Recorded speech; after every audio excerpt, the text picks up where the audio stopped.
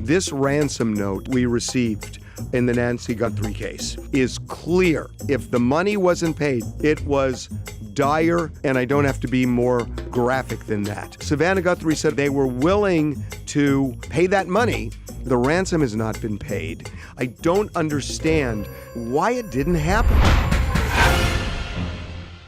Welcome to the Two Angry Men podcast. Mark, I am telling you, based on a phone call we're on right now as you and I are talking, that my staff is on, that the authorities are vitally interested in this ransom note that we received in the Nancy Guthrie case.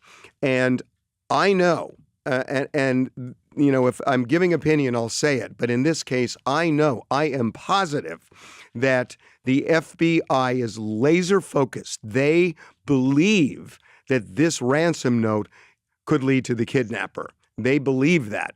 And I am puzzled, and I need your help. This ransom note is clear that there were two deadlines, a week ago Friday and last Monday. Both deadlines have passed, and the second deadline, if the money wasn't paid, the $6 million, it was dire, consequential, and I don't have to be more graphic than that. We are days past. Savannah Guthrie said a week ago that they were going to pay. We have been monitoring this Bitcoin account. The ransom has not been paid, yet the authorities seem to believe that this is the person. At least it seems like it's their hottest lead. I don't get it. I don't get it. One of three things is happening. Actually, there's a couple. Number one, the statement by Savannah would seem to indicate that they believe there is a legitimate communication and at least a back and forth, or at least they've confirmed, if it is in fact the note that you received, they've confirmed that. Number two, you and I talked about this. You had characterized the note as very well structured, and somebody, the subject or who was educated, and that it was not AI. And all of that leads me to believe also that potentially there was another outreach by the same person. And when they realized that, in fact, you could trace Bitcoin, that they had to scramble and do something else. I mean, there's always this common belief that the Bitcoin is untraceable, which is not the case. I can stop you on that, because there was a second note from the person who wrote the first one. It went to a local television station in Tucson. I can tell you that we have law enforcement sources directly connected who are working on this investigation, who have told us that second note does not include any Bitcoin address. So the only address that's operative is the one that we have in the first letter. And that is untraceable based on information that I am somewhat privy to with law enforcement. And I can't be more specific than that. But the person who did this is tech savvy, because they are having an almost impossible time figuring out how to trace this. And the Bitcoin is secure. So, you know, the wallet, it's the wallet that's secure. I think that they understand now that there is a trail, if you will, a blockchain trail that there could have been followed. I think also whoever this is understands and saw that once they captured the Ring or Nest Cam video and released that, and then did that little white tent trying to recreate the ambient lighting so that they could re-engineer to do iris biometrics, which is my belief as to what they were doing there, along with kind of a luminol of the front area, because there was speculation that there was blood on the porch of some kind, that whoever this is knows that they're a lot more sophisticated, law enforcement is, than potentially they gave them credit for when they first sent this note to you and then to well, actually before to the two Tucson stations and then to you. Well, here's what doesn't make sense about that. That they released the images just a couple of days ago. That was past the second deadline. So the clock was really ticking a week ago. And it stopped ticking if you take this ransom note literally. It stopped ticking last Monday. So, all of what they've done since in some ways is irrelevant. There was a window there. And I now know, at a point, you and I are going to be able to talk about this on the podcast. We'll be able to talk about the communications that we at TMZ have been having. I don't want to compromise anything, and I'm not going to talk about it now, but I am just saying they are taking this note so seriously. And if it's as serious as they believe, and I'm not criticizing here, I feel like I'm missing something. I don't understand during that critical time period up until last Monday, when they were willing to pay that money, why it didn't happen. I'm still just having trouble because all of what you're talking about has occurred after the deadline. Correct. But remember, the words that Savannah used in that last tape, I think were vetted, I think were purposeful, and I think reference a subsequent communication. I think that when she used the term celebration, I think all of that was designed to communicate back. So there isn't a place where they're going to just reply all. This isn't like where you get an email and then you hit it and reply.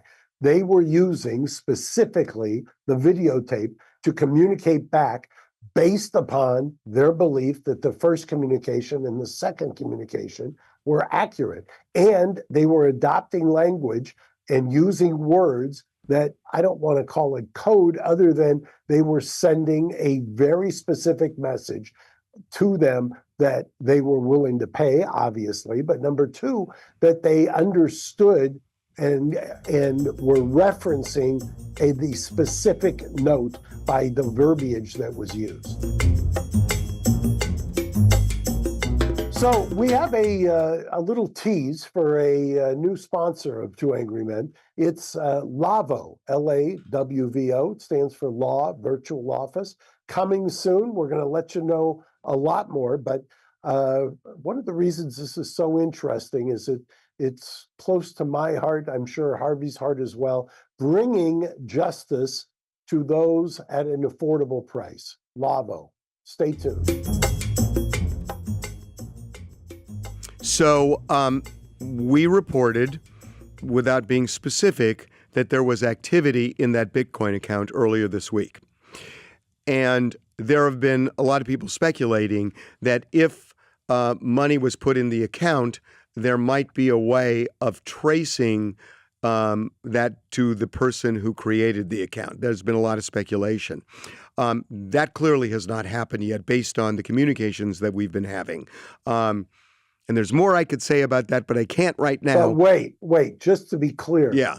The money that was placed in the account, by all accounts, was not the amount demanded. Oh, no, it's not in the universe. Not in the universe. Right. No, right. No. So given that, if there was an ability to somehow trace that Bitcoin account, it would have been done by now.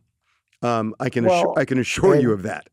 Well, I think that's why, let me take a wild guess, why the money that was put in or deposited or that you saw, the activity, has remained dormant since it was placed in there.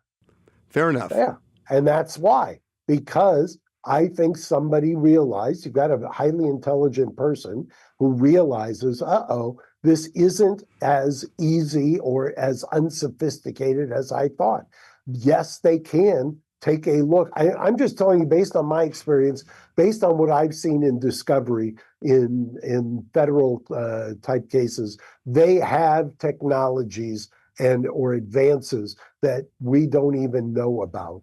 Or believe that we know. Well, about. then if if you're right, then they would have paid the $6 million on Saturday, And then they would have immediately, because the person presumably would have taken the money, and then they would have traced it and found the kidnapper. So I don't understand your point that they could have deposited the $6 million and immediately grabbed the person if it was traceable. It didn't happen.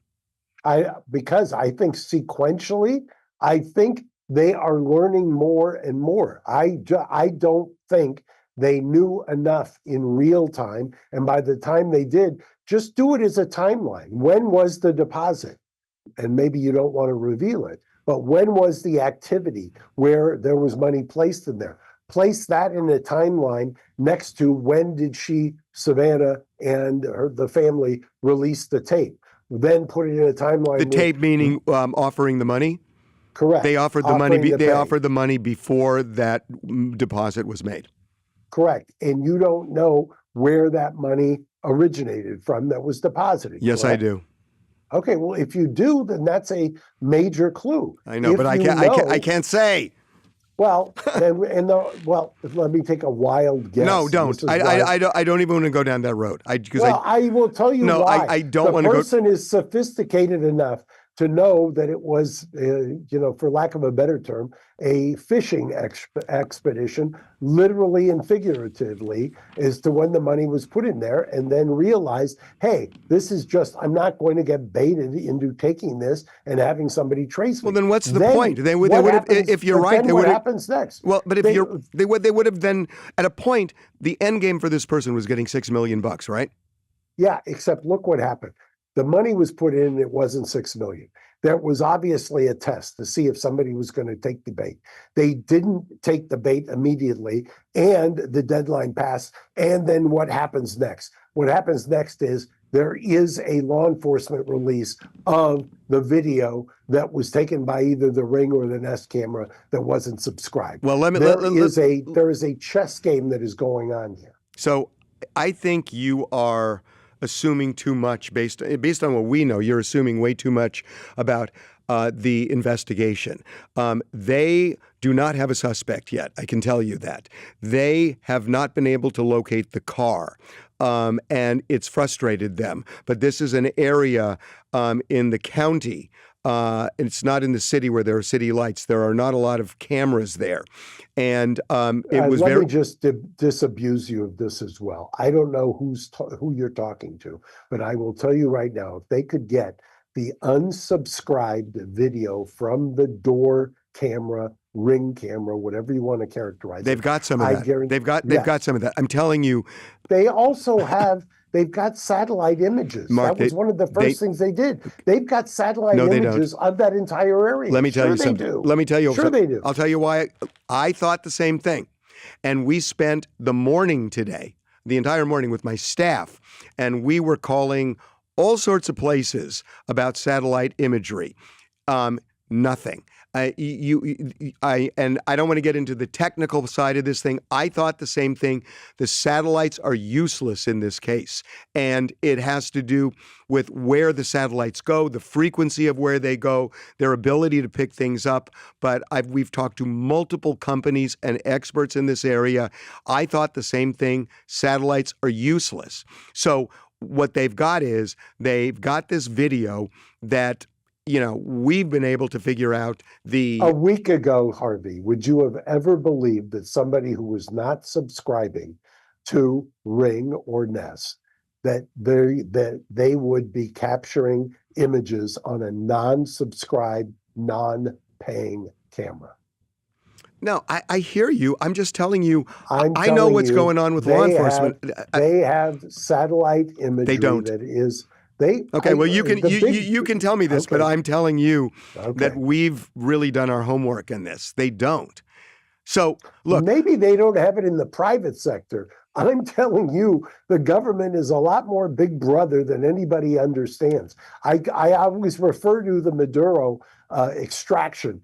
There were weapons everybody thought was science fiction at the time, and sure enough, it disabled people without having to fire a shot, basically, because they had that technology that previous to that nobody had thought was actually real. I'm telling you, I know for a fact that they have the Department of Defense and others have the satellite imagery capability of going back and rewinding, so to speak, and enhancing and getting in there. I don't for a second believe the fact that they don't have all of that area mapped out on the time period that they're talking Okay, about. well, we can move on. Let me just say one thing about that. You're right, we did go down that road about the Department of Defense, or excuse me, the Department of War having that having that capability, but it doesn't reach the level of figuring this out this granularly. That's what I'm told. But I want to move on because I want to eventually get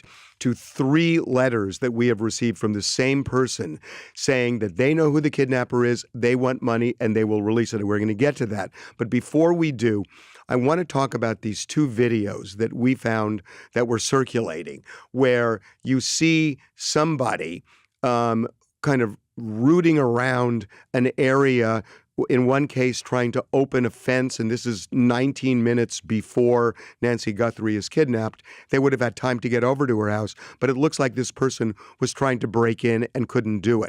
So that's one video.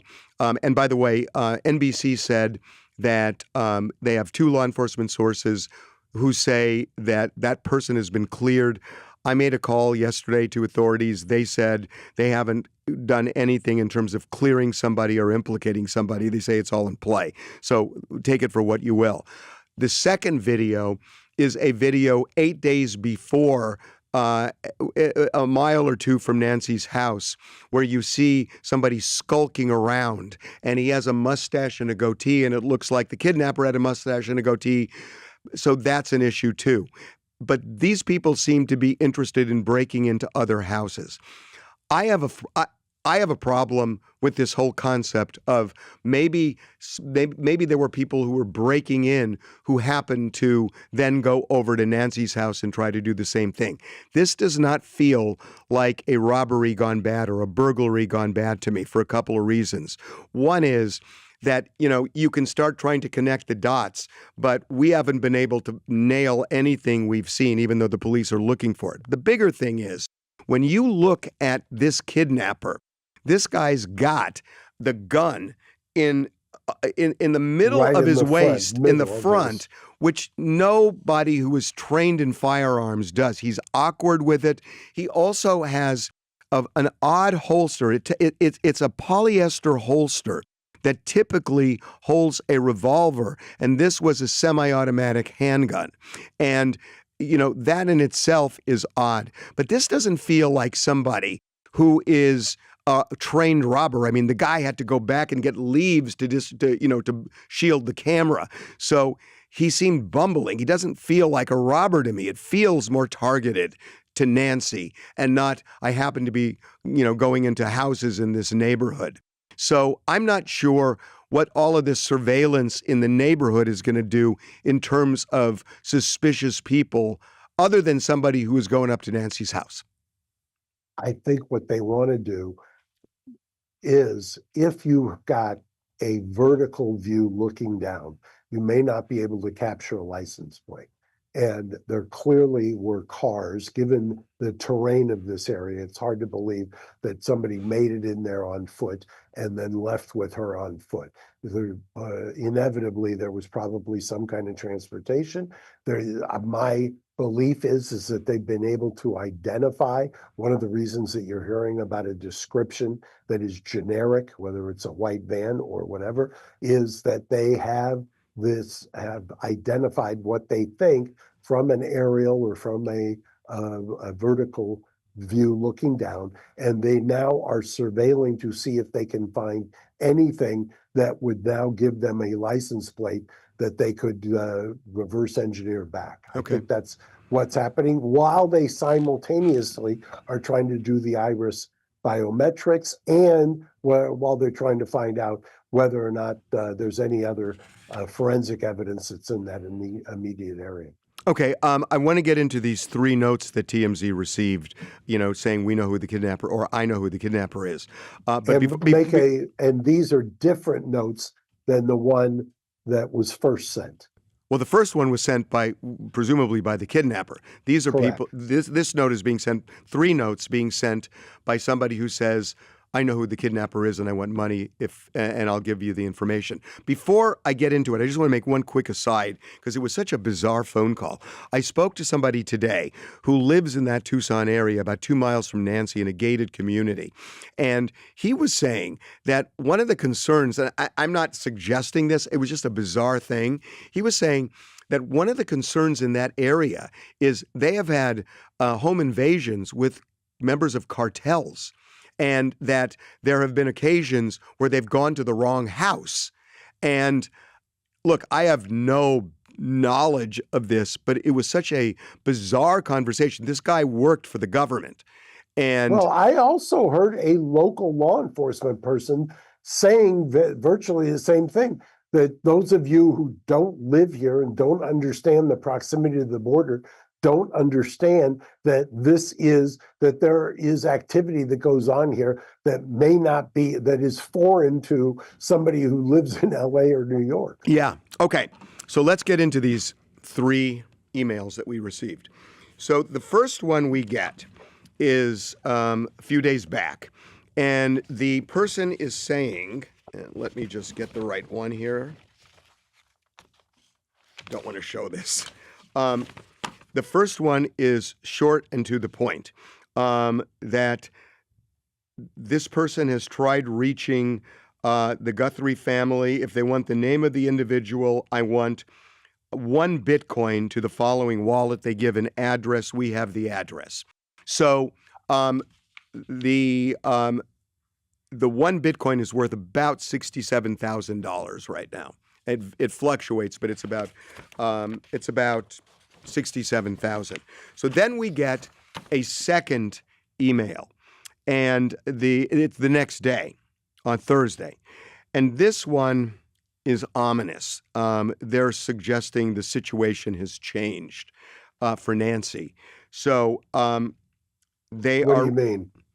I don't want to get more specific than that, but it's, again, because I don't know. I'm not sure how real this is. We have forwarded these to the FBI. I don't know how real it is, but this is the second one saying the reason they're asking for the money is because they don't want somebody coming after them. They're worried about retribution. They need to lay low, and they need money to survive. So that's why he wants the 1 Bitcoin. So we've checked the address. It's the same address as the first. No money was deposited in that account. So on Friday. But to be clear, those 2 are somebody who's giving information leading to, saying they know who it is. Not just leading, saying that once I get the money, you will get him, and he can take you to her. So again, they're saying that this person knows who the kidnapper is. Okay? Then on Friday, this person had said on Thursday, this is going to be the last communication. Well, they sent something on Friday, and this one is longer, and this one is interesting. So this person is angry that the FBI is bumping the award from $50,000 to $100,000, and they're saying that he feels like he's getting ignored and played, and he believes the reward is a scam, and that he says that he does not want to go through the process of asking for the reward money for a bunch of reasons. Fundamentally, he does not trust the FBI. He's saying, you clearly don't trust me, and I don't trust you. So I'm going through TMZ, essentially. And here's what I want. He's saying that he wants now a Bitcoin, a fraction of a Bitcoin worth $50,000. And he said, if you give me that fraction of a Bitcoin and you deposit it, I will immediately tell you how to reach this kidnapper. And I'm going to be a little more descriptive in a minute. But I won't take the money out until you actually capture him and then give me the second $50,000 via Bitcoin. So he's basically saying, give me 50 up front. I'll give you the information, and then I'll trust you to give me the other 50 when you catch this guy. You following me so far? I do. I Okay. do. So The problem with that is if you deposit it, there's no way to restrict once it's been deposited whether it's utilized or tapped into. right. Okay. Now check this out. He says that once you pay me the $50,000, he says, I will reach out again and immediately with the name of the main individual along with his information for you to track. And he uses the term main, correct? Main individual, suggesting there is more than one person involved. Now, I think that's huge. Right, I think so too. Now, the other thing he says is that he's not only concerned about his safety, he says he's concerned about his, quote, possible freedom. So it's almost as if he feels like they may try to implicate him, that he's that close and knows this, because he literally says he's concerned about his possible freedom. How else do you interpret that other than to mean he's afraid he's going to get arrested? And he mentioned that in the prior one too. So he's afraid he's going to get arrested, according to this guy. He says that there is a main individual, and and again, this is ominous again regarding Nancy, but he says this is the last time he's going to do it. I just find it really fascinating that he is insinuating here that more than one person is involved, and he's almost putting himself close to the flame. Yeah, and I think that's exactly what he's doing, and it sounds like it's potentially somebody who's a Confederate, and obviously, and there's almost no reason not to, especially given what we know and what we've discussed, to deposit, if we think this is legit, for somebody to deposit the 50, get the name, and see if it's legit or if it's just a scam. If it's a scam, it's a crime. But if it's not a scam and this person really knows, sending the emails themselves, I don't believe is a crime. I mean, this guy is just mercenary, but it's not a crime. He's asking for information or a reward, and that's why it's been phrased that way. And I don't see any downside to that. So we check that Bitcoin address every day, every hour, every half hour, and no activity. So this is really puzzling me. I got a lot of questions. If it only went to you or to TMZ, right? That isn't puzzling, obviously. No. What's puzzling to me is this. So, a day ago or a couple of days ago, he wanted 67,000. Now, give me 50 up front, and I'll give you the name, and then give me the other 50, which you would give the person anyway who led to the exactly. It mimics the reward money, obviously. So I guess what paying attention. So there's also scammers out there. So you have to view everything with a jaundiced eye. Yeah, and it's like we're getting a lot of people saying roll the dice and just pay the 50. It's not 6 million; it's paying 50, and this person seems really persistent, and again, the FBI seems interested in them. I'm not going to say not nearly as top of mind as this ransom note, but they're interested in this, and so there are people who are saying TMZ, pay the money, and that interferes. I kind of follow. I know it's not my money, but I kind of fall into that camp. TMZ, pay the money. No, because it interferes with the investigation. Mark, that's playing with fire, and you know that.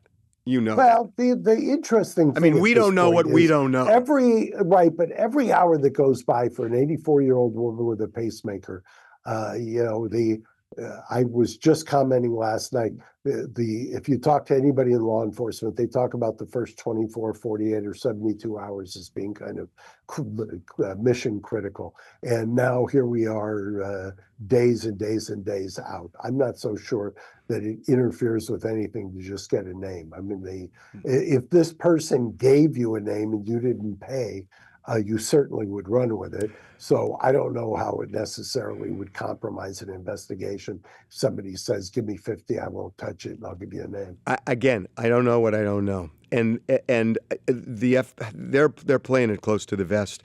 Obviously, time is the enemy here, given her Right. given her age, given her health, and everything else. So, I mean, it seems I've been thinking about something. So we're now 2 weeks into this whole thing. As this story starts to wane some, because I don't know that it's going to stay as large as it is over a long, long period of time if there's no real movement. To me, there might be an opportunity if the person who took her or a person who knows who took her starts to see the public's attention is going somewhere else now.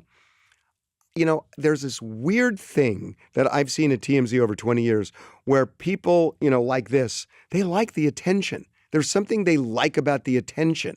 And if they start seeing it go away, they might reveal more than they would reveal now when it's as hot a topic as it is. Well, look, if the first note was legit, which apparently the authorities think, if this one potentially is legit, both of those possibilities suggest it is somebody who wants the attention. Yeah. I mean, who are they reaching out to? Well, who are reaching out to? Somebody's reaching out to us. So Exactly. we're obviously looking. So look, here's what we got. We got a guy who's 5'9", 5'10". He's smart. He is tech savvy. He does not seem particularly adept with firearms. He is, he has this backpack that I think we've identified. There are other identifying markings on this guy. He lives in the Tucson area. We knew this in day 2. I mean, we just kind of figured it out, especially because the ransom note that we got says we'll deliver her back to Tucson within 12 hours. And if you look at a 60-mile-an-hour car going in 12 hours, it's a 700-mile radius. But he is so honed in to these 2 television stations in Tucson. This guy's from the Tucson area, and now authorities believe that too. So it's a guy from Tucson who's really smart, tech savvy, who is 5'9", 5'10", average build. So we're starting to get a description of this, and I'm thinking maybe somebody is going to say, hey, Joe over there, we haven't seen him in 2 weeks. He kind of fits that because there is kind of a description now. There is, it's not, but you got mustache, goatee. I mean, we're starting to get a profile of this guy, and somebody is going to say, whatever happened to that guy that we used to see walking his dog every day? I'm serious. I'm real serious. I don't necessarily disagrey. I think they know a lot more than they're letting on. At least I hope they do. And I think that by the time this drops, it'll be Saturday morning. I'm hoping that I'm still very hopeful for a happy ending here. Yeah.